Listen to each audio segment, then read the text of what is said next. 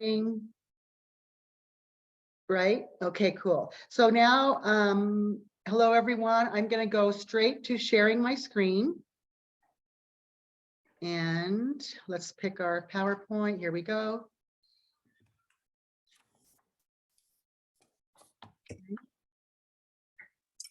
And I'm going to go into PowerPoint show. Here we go. There we go.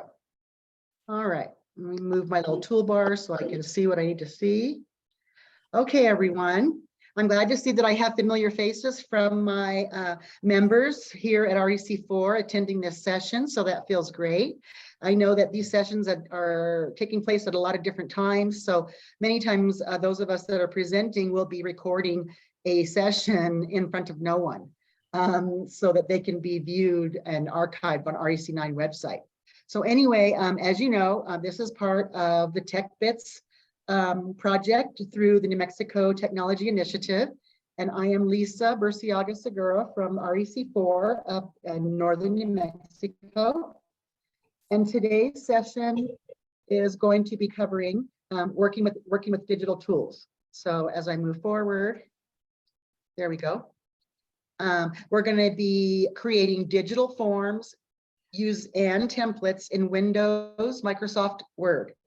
You don't have to have anything special, as you'll see, but this allows you to do so much with Microsoft Word, even just Word alone, because many of us only use these programs to the extent that we understand them or know them.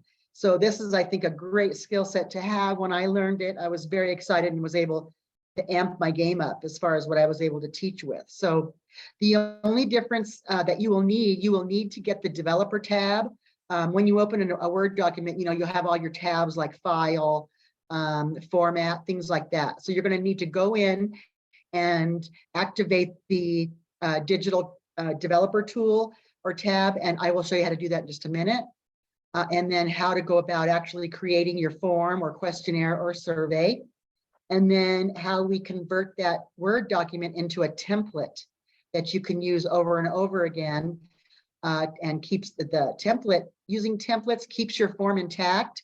You can share them with people, and then they can use the form, name it, and send it back to you if it's something that people are filling out for you. So you'll just watch and practice, and you'll be much better educator, I believe, when you have these skill sets. So those of you that are on this session from my region know that when I'm doing online trainings, I ask for you all to please put your name and your district in the chat box, because that is my actual attendance confirmation. Even though I can upload a Zoom attendance report, it's really nice if you guys will take a second, please, to go into the chat box, anybody who's actually attending today, and put your name and district there. Hopefully we're going to have fun. Stop me anytime and participate and ask a question anytime. That's fine. As I will reiterate a couple of times throughout and at the end, please go to the REC9 website and look indicated here to see all the various technology sessions that are archived and recorded with handouts. Or what I'm going to be doing is I will be saving this presentation in a PowerPoint show so that you can view it as many times as you want, download it in your computers, use it for PLCs, etc. But it would be very hard, as you'll see with the different layers in my presentation, to actually do a paper handout. I don't think would be very, very helpful, like I'll mention in a few slides from now. So let's get going. And again, please go to the TechBits webpage to see what's there.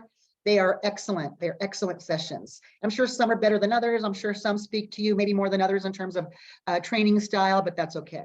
I firmly believe that when we use our computers and we learn new skills, we make new connections in our brains, and that's going to be no different for the students that you teach. When you teach and build upon skills you already have, it's not as threatening, and then you build on skills and it just becomes much more logical, makes much more sense to you. And I believe what it did for me is then it allowed me to just start trying things and learning about how my computer operates and how to find out if there's any files, in your file management, if something's slow. So when you use these all the time, It's just funner. It's just fun. And that's the world we're in. So today we're going to be looking at creating anything that you want somebody to fill in. Okay. A digital form can be anything like an application of any kind, questionnaires that you want to develop for people or students or parents or peers, whoever, creating checklists, using any of the above and more as teaching tools, creating your own tests, worksheets, quizzes, etc. It allows you to get student input when you send students a form or something that they can check things on to learn about whatever it is you're wanting to gather information about. You can create your own like maybe teaching plan or lesson plan or whatever kind of plan you might make. You might be teaching another class somewhere. You might have a list of things you want to do. So you can create a list of things, and it would be a generic template for an empty list. And you would just type in what your lists are with the little checkbox next to it. And then if you wanted to, you could print it out and then checkbox it, or use them as digital forms as well. And any kind of business forms, any kind of form letters that you want to create. And one of the sessions I did before was mail merging. So if you did a business form and you wanted it to go out to all your business partners, you could merge it with a database that had all of your business partners' information in it. And you just merge your form or flyer or letter and merge it with the database. And then that letter itself addresses itself to the appropriate people in the database when you mail merge it. So that was a previous form you might want to look up. So there's many more limitless ideas depending upon what you need and want to create. That would be a digital fill-in type of form. Using digital forms requires that you save it as a template. And we know a template is basically like a cookie cutter, right? But many times I know that when you receive, many people receive a form, say from a director or a special ed director or another teacher, or a digital form that you want to fill out, many times they'll just send you the form itself. And what you end up doing is copying the form and then filling it out. And then you might realize later, oh my gosh, I just filled out the copy that they gave me. So I don't have a blank copy anymore. What am I going to do? The template and use of templates prevents that from happening because it keeps the original document intact. Okay, and so I'm going to show you about that. You protect when you're making a template. Part of the process is protecting it and locking the form so that no one can change it. You can password protect it if you want, but you don't have to. And I'll show you how it looks when we actually do the sequence of clicks, if you will. So, we're moving away, hopefully, from actually filling in forms by hand, actually having a form, a PDF document that someone sends you, and then you have to print it out, fill it out, and either hand carry it to the person, or you have to scan it and save it as another PDF document in order to email it to whoever's requesting the information. This way you can have a form, send it to everyone, they can fill it out, rename it with their name and send it back to you, and your template stays intact. And then you have all the information you want from people without having to use paper forms or copying the same document like I said earlier. And by not using so many paper forms, we are saving trees. So as I mentioned in this process, in order to create digital forms, you need to have that developer tab that I'm showing you here. In order to make forms, because what you want is you want to have access to this briefcase that I have a blue star around. That briefcase right there is not going to be accessible to you unless we get the unless we get the developer tab. So let me show you how we're going to do that. So in order to get the developer tab showing whenever you open up a Word document, first you just open up a blank Word document like I did right here. You can see I have all my tabs at the top where it says File, Home, Insert, Design, etc.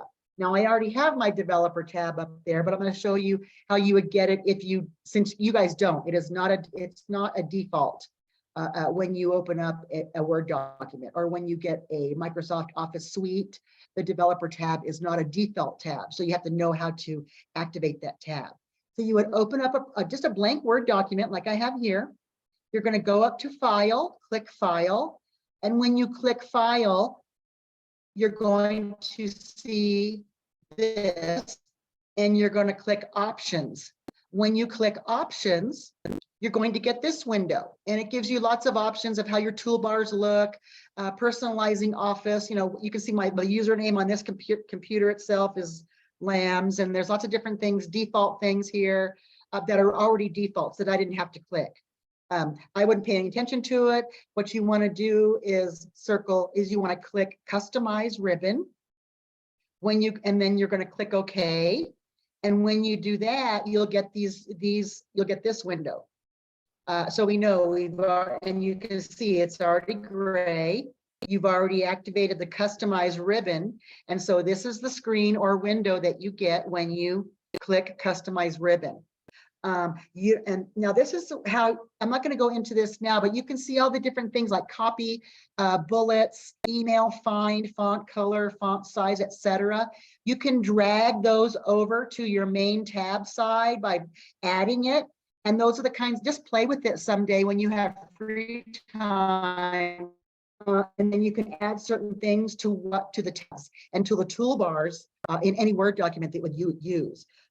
So you're going to see here, when I click customize ribbon for the purposes of getting the developer tab, when you look at yours, that box is not going to be checked. So you need to check that box that says developer, and then you're going to click OK. And so now you'll see in your Word document that you will have the developer tab, which I've already did. And you can see that I've opened a Word document, and I was creating actually a form for the Head Start in one of the areas up in the REC4 area, and they wanted a form that teachers could request support, or if they feel like they needed some extra help.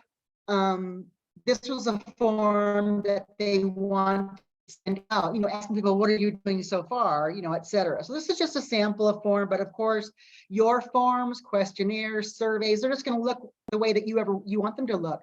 I'm just going to show you how to insert text boxes or text fields, etc. So let's say here, all those little gray boxes are text fields that I have already inserted. And the way that I did that was, again, you would go to your developer tab, you would activate your briefcase there, and then you can see you get a drop-down box that says legacy forms and ActiveX controls.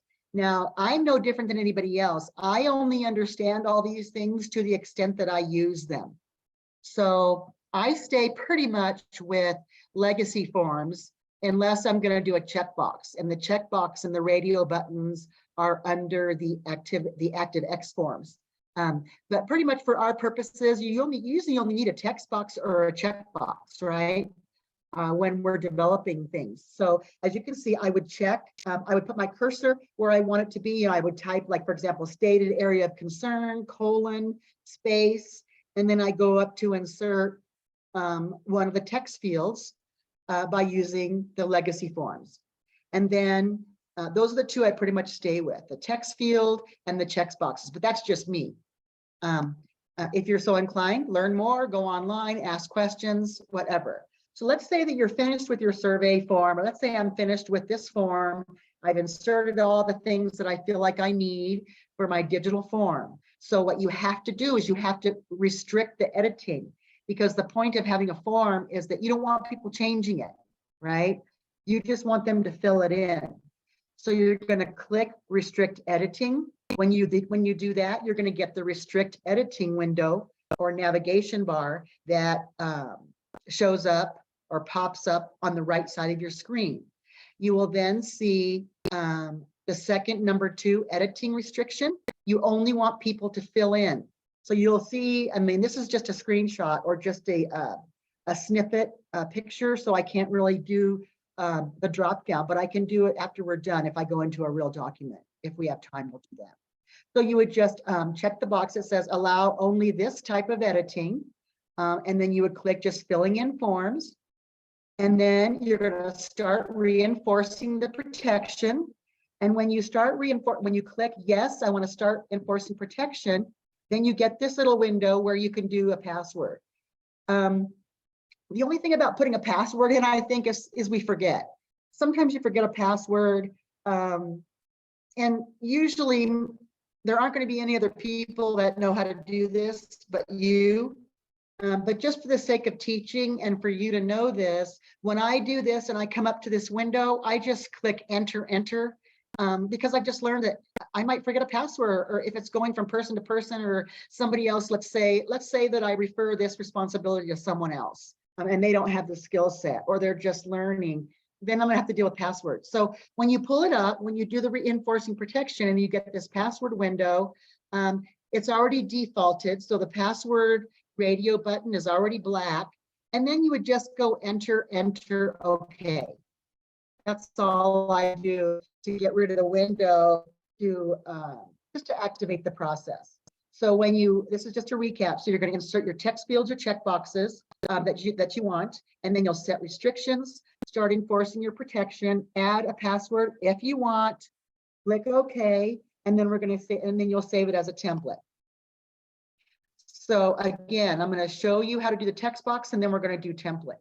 So let's say that on this particular form, I'm creating my form by hand, let's say, and so I want to add a text box where my cursor is. So that's all you need to do, is you put your cursor wherever you want your text box, which is right there in the red circle. You're going to go and click onto the little drop down next to your briefcase, because you already have your developer tab, right?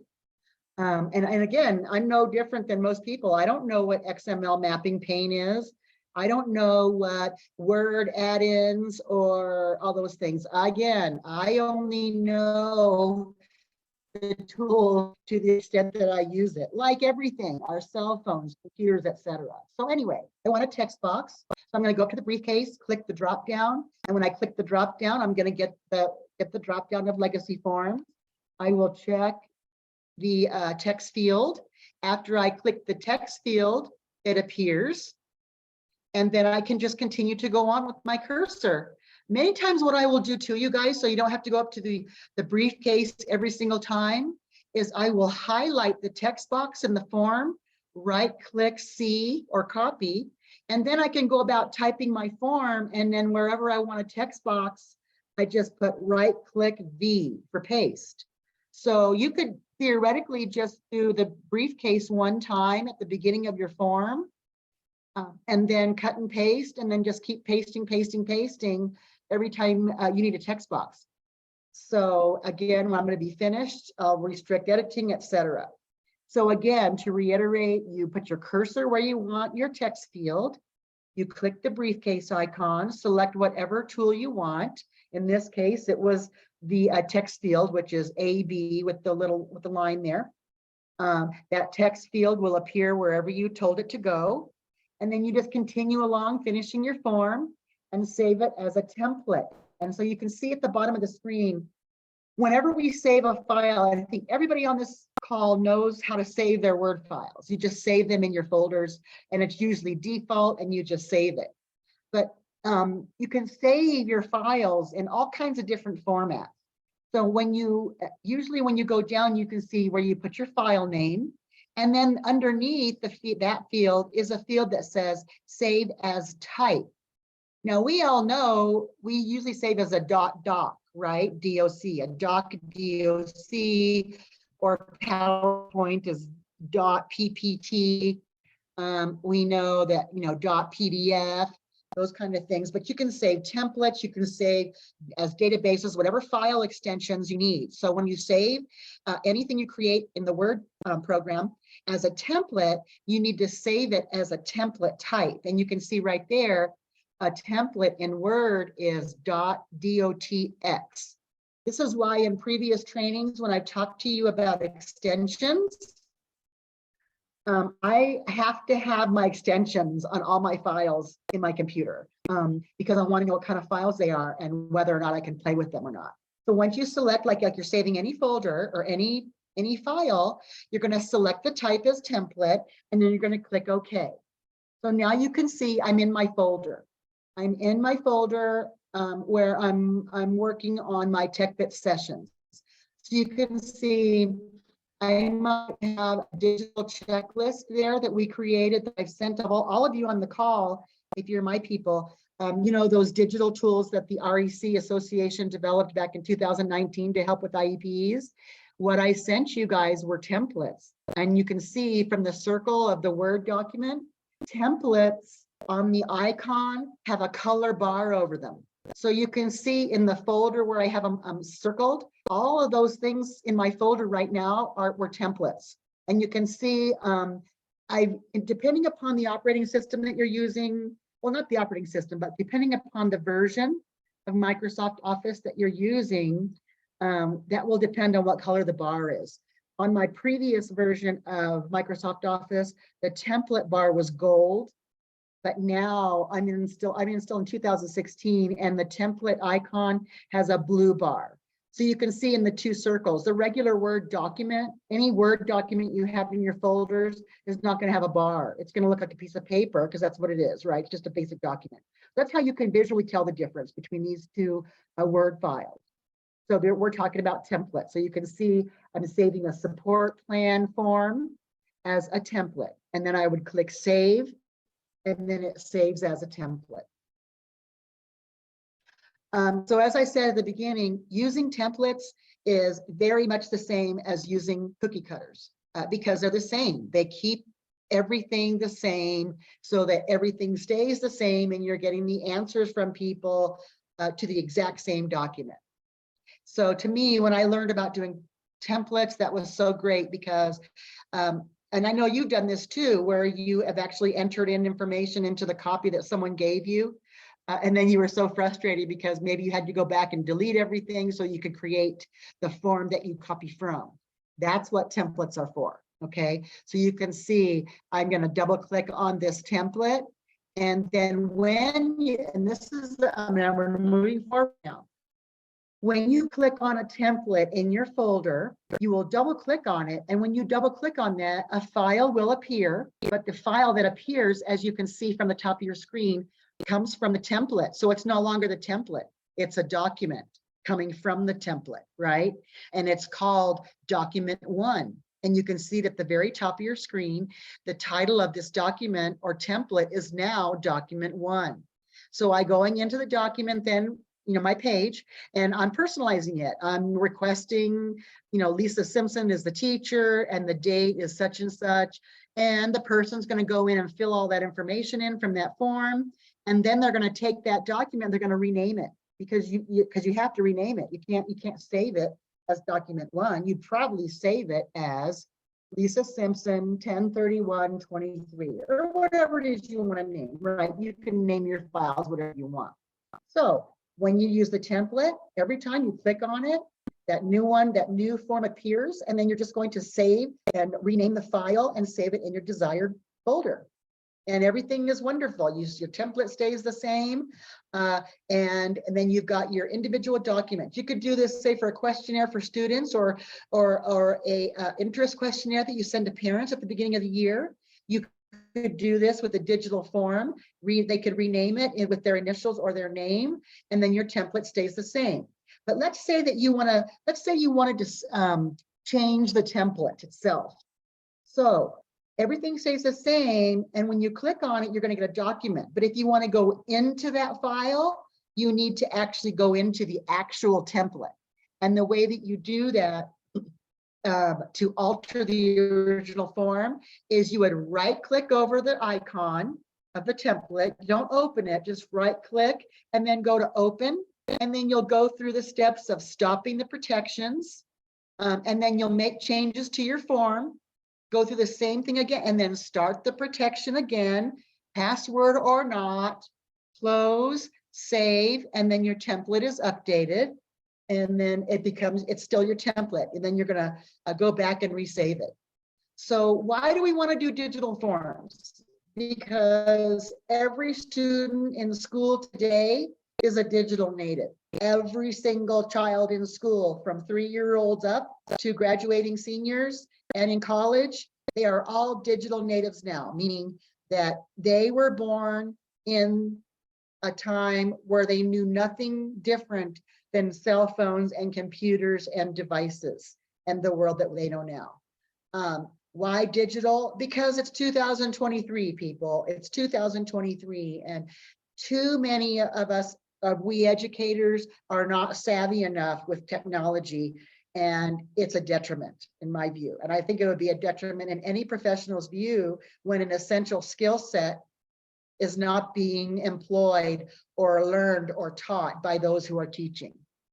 So it's very important. I mean, with digital, we save trees, we stop using paper forms. Digital promotes, you know, everything we do is around technology now, especially since the pandemic.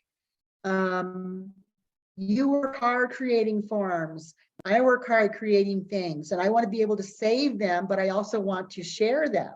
Templates allow, and saving things as a PowerPoint show, for example, that's like giving you my PowerPoint presentation in a template. Because if you go and download this presentation, which will be recorded with my with the verbal parts and everything, you could do a training yourself in your district for just a few of you if you wanted once it's posted.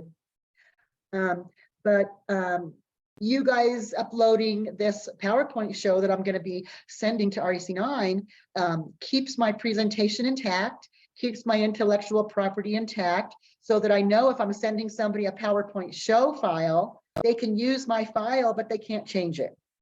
So it keeps everything intact, standardizes things, keep things systemic. It's easy for users, and it's professional. I don't hesitate to say this, actually, you know, but I don't hesitate to say it. When I see a paper form that's been old and people are still copying it, it looks less professional. It looks not very smart. And we don't want to look not very smart, right? We want to look professional because we are professional. And we want to look knowledgeable because we are knowledgeable. So to recap, we're coming up on about 10:30, even though it went for an hour. So we'll see if you guys want to go through one in real time in a second. So to recap, you can save any document that you create as a template. You just select the file type when you're saving it. The developer tab is necessary in order to create digital forms. You'll need to set restrictions and protect the form and save it before you can share it. When you're going to use the template, you double click on it, and that's when that clean document comes up, which you will rename before saving it. To revise your actual template, you, instead of double clicking on the icon, you would right click and select open, and that takes you into your actual template file that you can change. So in order to share that, you can share the template. Let's say you're doing a questionnaire for everyone today. You're going to send everybody the template, but make sure you let them know they're going to click the template and it'll be a clean document in front of them that they will need to rename before they send it back to you. And just practice, and it's really fun. I mean, I'm going to divulge something to you. I know in my office, they're still using a leave form that I'd like to redo, and I had done it actually in a digital form, but some people are still using a leave form that's an old PDF form from over 20 years ago that people have to print out and fill out and give to a business manager. And that's, in my view, that's ridiculous in 2023 when it's so much easier to do things digitally. Even if you wanted to print things out, you could still use a template for that purpose. So important things to remember, because this file, like I mentioned, this particular file, PowerPoint, has so many layers and windows in it. Like you saw, it was like windows on top of windows when I was showing you how to do things. A PDF handout in PowerPoint would not be helpful for you. So as I mentioned, I'm going to be sending April with REC9 my attendance sheet for people who have attended this, which they require for their data. And I'll be sending the PowerPoint show as my handout. That way you can view the presentation, as I said, as many times as you want. You can't change it, and you can share it with your colleagues and friends or repeat it for yourself when you really are legitimately trying in earnest to learn this skill for yourself. So if there aren't any questions, I'm going to, I'll leave up my information just for a second for people who might want it in the recording. I'm going to stop sharing and see who's here and ask anyone if they have any questions or if they would like for me to go into an actual document and go through the steps on anything. And because I think, I mean, I almost asked my son right now is taking his OT licensure exam. So I'm really, fingers crossed, he's gonna pass. But do you guys want me to do anything? Sometimes when we do shares, screen shares in real time, sometimes the viewer can't see them. I know I've tried it with some of my people in my trainings. But I can try that now, trying to show you how to get your developer tab. Let me try that since we just have some time. So what I will do, let me think which one to share my screen. Which screen should I share? Let me see. I'll just go into, this Word document and share that. And then I'm going to ask Janelle, I see you. Can you see me? Can you see the form? It says a learning stream form. Okay. Okay, you can see the learning stream form. So I'm going to use I'm going to show you. Let's pretend that I don't have the developer tab. Let's pretend. So you don't have to open a Word document that's already been created. Just open a blank Word document. Just open any Word document. You're going to go up to File, click File, Options. Is it moving, Janelle, and showing you? Okay. When you click Options, you're going to see this again, and we're going to customize the ribbon. So click Customize Ribbon, and that's where you get all those different things. So you can see here, when it says customize, my toolbar, let me see, my toolbar I think is covering up the very top of that screen. Customize the ribbon and keyboard shortcuts. So you guys, if you wanted to, because all of us have our either have the toolbars that were there in your Word document by default, or you can customize your, let's say that you're looking at your blue toolbar in Word, and you want to have some shortcuts up in the top left corner, like save or undo or redo, or Painter, Format Painter, which I use a lot. Look at this list here. This is where you do the developer tab, but this is where you can see all the different commands, even like save as, and then let's say if you picked one, you would select, and I already have them, so you would select cut, like copy maybe, and then select add, and then it would show up on this side on the main tabs of your right side of the screen. And then when you click OK, that's going to appear on your toolbar. And so just play around with that so that you can personalize your toolbar, which is what we're doing now, right? Look, if I unclick this, if I go to the developer tab and I unclick it and I say, okay, look at my blue toolbar. I don't have the developer tab. And you guys, that's what your toolbar looks like now. I want the developer tab back. So I'm going to go to File, Options, Customize Ribbon, and I'm going to check that box that says Developer. Okay. And now look what I have. So now when I go to my developer tab, I'm ready to make a form, let's say. I click my developer tab and I get a whole new set of a toolbar, a whole new toolbar, because it's a whole new tab. But you can see I now have these things here. So I click my real little toolbox, and then you can now see I have my legacy form. So let's say I'm gonna increase the size of this form just so you could see. Let's say that I'm going to add a field here, and I want to add a text field. I'm going to go to my developer tab. I'm going to click my toolbox. Let's say that I want a text field, and there it is. I'm going to enter. Let's say I want to add. Okay, let's say I'm going to add some options. Let's say that I asked a question. And let's say that I wanted a yes or a no. So I'm going to type yes, space. I'm going to go up to my toolbar and I'm going to click a checkbox.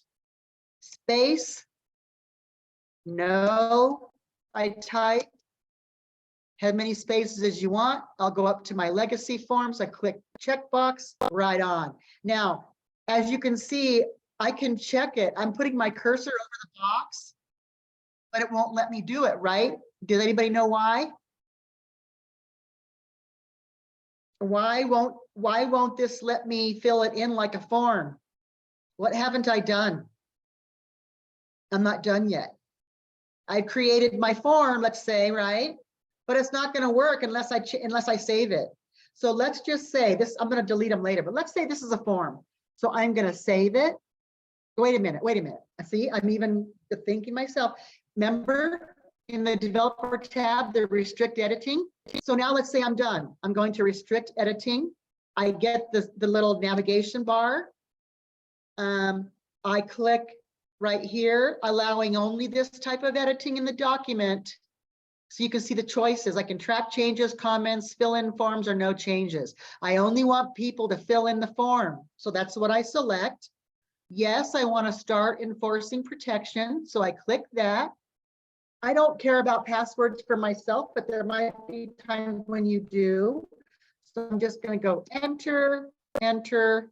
And now you can see it's protected because I see it says stop protection. So now I know it's protected. So now I'm going to go file, save as,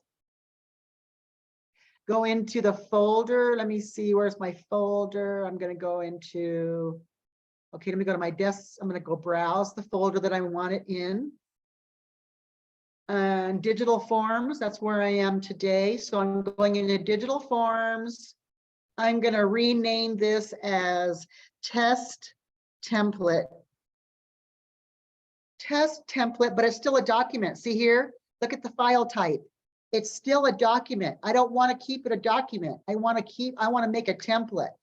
So I do the drop down and I find, oh, here's the template, DOTX, that's what I want.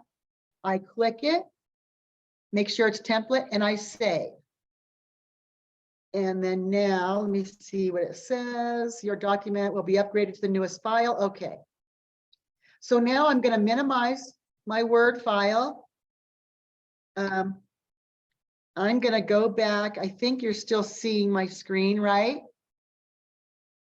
Okay, so I'm going back into my digital file. And you'll see here, look.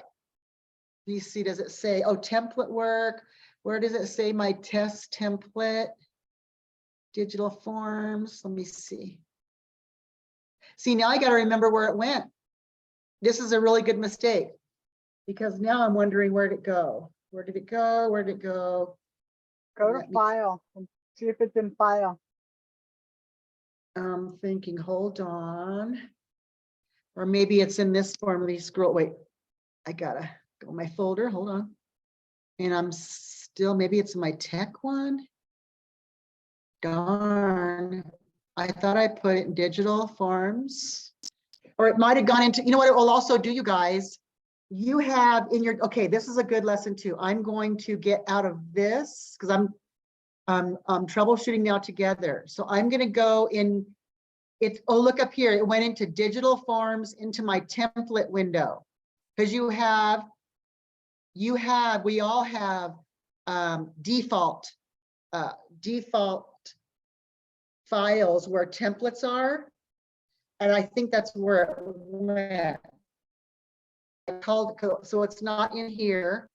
I'm going to go to documents maybe, and then go to custom office templates. And there it is. See it? Look at, there it is, test template. So that's a really good lesson, people. If you save it, even though I saved it and I thought it was going, it said digital file, the default sent it to, so you would go into your documents and go to your custom Word templates, because the default is anything that has a DOTX extension, the computer recognizes as a template. As you can see, this folder has nothing but templates because it's the custom office templates folder. It's not going to hold anything but templates. So I'm going to go look there, and what I'm going to do is I'm going to right click. I'm going to cut. I'm going to go back into my digital folder. I'm going to go right click, find my digital forms and templates. There it is in my tech bits, right click, paste. Oh, you know what? It's open. So that's why. Okay, see, I didn't save it. I'm going to close it now. Now I can try again. Okay, it saves. So now let me see. Now I can try again. Where is that? Did it let me? Here we go. Okay, so now I'm going to try again. And there it is. And now it's where I want it to be. I can't tell you how many years I had to learn and how long it took me to find where things were, right? And or save it and you don't know where it is, so you just do it again and save it and make sure it goes to the place you want. So that was a good teachable moment for where to find templates. So I'm going to stop sharing once again so I can see your faces. We're at about 20 till. Did all that make sense, you guys? It's pretty simple, like most of our computers, pretty simple, but it's very systematic. It's very much in computers. You got to do one thing before you do the next. We saw that in my teachable moment, right? I couldn't save it because it was open. Even though I was working in it, I forgot that step. So, you want it to become intuitive so that you understand why it's doing that. It took me years until I was older to understand, okay, if I understand why it's doing it, then I can maybe intuitively troubleshoot. Because I had done that before so many times, and now finally I learned my brain was saying, okay, it's default, where did it go? And so I was hoping and praying if I go into documents, the default document folder, that's going to have the default stuff, just like you had your default pictures, the default download folder, etc. So that worked out great. So any questions, anybody, about creating digital forms? Anybody can call me anytime and ask. You have my contact information for the sessions, and I would strongly encourage that you all please go to the REC9 website and look at all those different things. If it sparked an interest in you to just become more digitally savvy, it's fun. It just makes it more fun. Let me see, I'm reading my chats really quick. Let me see people. I'm so glad that people are here. I've got some silver people from Silver City, Silver Consolidated. Hello, hello, hello. And of course, Janelle, my friend, is from Rio Gallinas. We've got charter school. My friend Thalia from Santa Rosa, and my federal programs director from Mora, Faith. Let's see here. That's so great, you guys. So I will be today getting the files ready. I'll be getting my Zoom reports and sending them to April for REC9. I'm imagining that she will have the recording and everything posted. I'm guessing within a couple of days, if not this afternoon.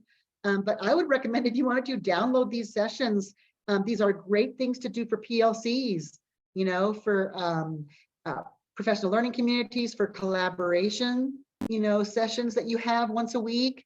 Oh my gosh, if you could just, click on this and have everybody listen to a session. I mean, April does great sessions on Google Docs. They're from REC9. REC9 is very savvy because Brian, the director, started at REC9 as their webmaster and their tech guy. So that's why they're getting all these contracts, I think, because their technology skills are so high level. So that's all I have for you today, everyone. I'm going to stop the recording now. You all have the contact information. It was wonderful to be with you. I'm going to stop it right now. I'm stopping.